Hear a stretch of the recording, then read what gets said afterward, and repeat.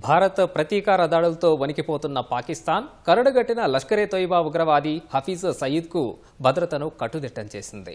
Bharat covert operation చేపట్టి అతన్ని అంతమొందిస్తుందన్న భయంతో హఫీజ్కు పాక్ అత్యున్నత దళమైన ఎస్ఎస్జీ మాజీ కమాండోలతో భద్రత కల్పిస్తోంది. డ్రోన్లు, సీసీటీవీలతో లాహోర్లోని అతడి ఇంటిని ఐఎస్ఐ డేగకళ్లతో గమనిస్తోంది.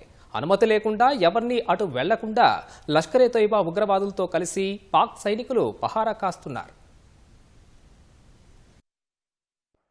కరుడుగట్టిన లష్కర్-ఏ-తోయిబా ఉగ్రవాది జమాత్-ఉద్-దవా చీఫ్ హఫీజ్ సయీద్ను భారత్ కోవర్ట్ ఆపరేషన్ నిర్వహించి మట్టుబెడుతుందని పాకిస్తాన్ భయపడుతోంది.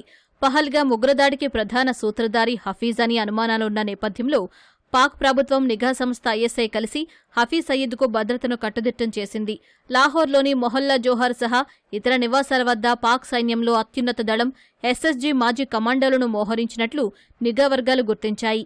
ఆయా ప్రాంతాల్ని నిరంతరం పాకిస్తాన్ సైనికులు పర్యవేక్షిస్తున్నారని తెలిపాయి.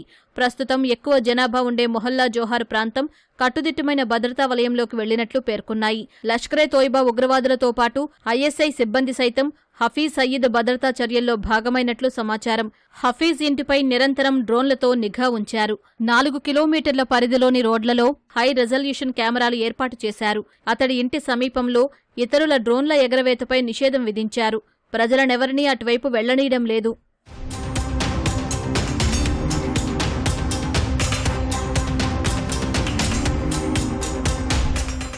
పహల్గాంలో దాడి చేసింది తామే అని ద రెసిస్టెంట్ ఫోర్స్ ఉగ్ర సంస్థ ప్రకటించినప్పటికీ కీలక సూత్రధారి మాత్రం హఫీజే అని భారత నిఘా సంస్థలు అనుమానిస్తున్నాయి. ఐక్యరాజ్య సమితితో పాటు అమెరికా హఫీజ్ను అంతర్జాతీయ ఉగ్రవాదిగా ప్రకటించి $10 మిలియన్ బౌంటీని ప్రకటించింది.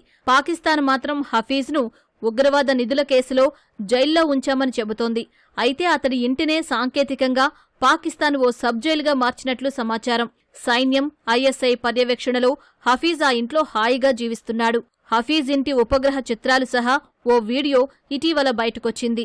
ఆ ఇంటి కాంపౌండ్లో 3 కీలక నిర్మాణాలు ఉన్నాయి. అతడు రెచ్చగొట్టే ప్రసంగాలు చేసే ఓ పెద్ద మసీదు, మదర్సాతో పాటు ఓ ప్రైవేటు పార్కు, ఇల్లు అందులో ఉన్నాయి.